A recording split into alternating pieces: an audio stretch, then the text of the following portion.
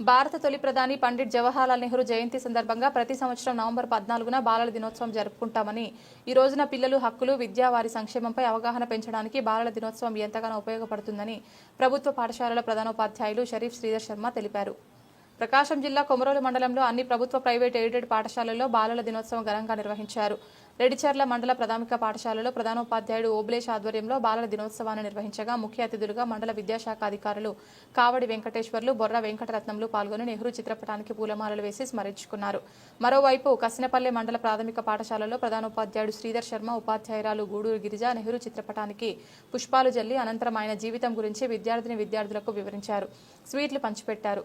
కొమరోలు మండల ప్రాథమిక పాఠశాల ప్రధానోపాధ్యాయులు ఎస్కే షరీఫ్, మహిళా ఉపాధ్యాయురాలు తిరుమలబాయి పాఠశాలల్లో నెహ్రూ చిత్రపటానికి పూలమాలలు వేసి స్మరించుకొని పాఠశాల పిల్లలకు టీవీ ద్వారా జవహర్లాల్ నెహ్రూ జీవిత పాఠాలను ప్రదర్శించారు.